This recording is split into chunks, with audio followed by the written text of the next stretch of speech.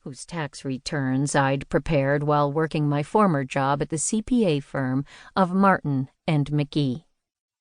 Nick and I were in the process of buying the house next door to his mother, in another part of town, so I hoped my place would sell quickly.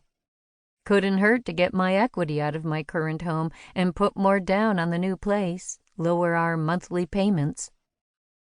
We also planned to hold a garage sale at my place next Saturday to get rid of the things we'd no longer need once we were married.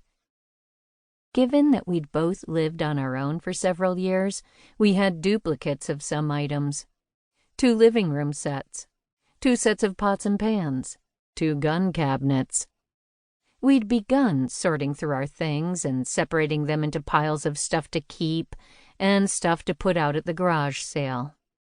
While we hadn't yet agreed whose living room furniture or pans we'd be selling off, there was no doubt we'd be keeping my gun cabinet.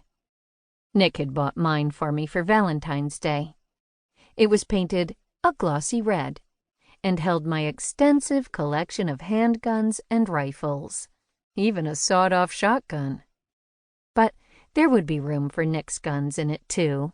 He had fewer than I did. He'd grown up in the country where he might need a rifle to shoot into the air to scare off a wandering coyote before it went for the chicken coop.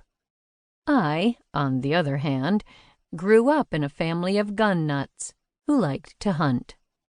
While I'd inherited their affinity for the sport of shooting, I had no killer instinct and couldn't imagine taking aim at an innocent deer or bird. I preferred target practice only, putting a bullet through a paper target or a root beer can. That's not to say I'd never shot anyone. I'd put bullets in the legs of suspects after they'd first shot at me. And I'd even put a bullet through the brain of a member of a dangerous drug cartel. My one and only kill. I hoped it would stay that way. I derived no pleasure from having to use my weapon against people. I hoped I would never have to do it again. "This way, girl," I told the dog as I rounded the corner. Daffodil turned up the street, too, trotting a few feet ahead of me as we made our way onto the main road. We reached the mailbox, and I circled around to the front of it, grabbing stacks of invitations out of my bag and slipping them through the slot, where they plunked to the metal floor inside. Finished, we began to head back down the sidewalk. We'd taken only a few steps when my ears picked up the sound of a big automobile engine coming up the street in front of us. Daffodil heard it too. I looked up to see the white truck heading our way. Still, I would have paid it no mind had the dog not pricked up her ears and stopped dead in her tracks, staring at it as if she sensed something was amiss.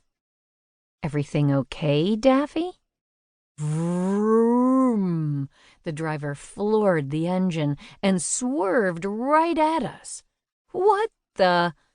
Luckily for us both, Daffodil's canine instincts were quicker than my inferior human ones, and she darted behind a mature oak tree, yanking me after her. Not a second too soon, either. As I fell to the grass behind the tree, the truck came up the curb, ran over the sidewalk where we'd just been standing, and hit the mailbox with a resounding bam. The 4 legs of the box had been bolted to the concrete, but not anymore. The force of the impact ripped them from their moorings. The box flew up in the air and performed a backflip, its door opening and showering out wedding invitations in every direction before the box came down in the center of the main road. Clang! The white pickup never even braked, careening back onto the street and roaring off before I could catch its license plate number. Screech! An oncoming red Ford Fiesta braked hard, but couldn't stop before crashing into the mailbox. Crash! An instant later, there was a poom as the airbags inflated, followed by tinkle, tinkle, tinkle as the Fiesta became a metal pinata.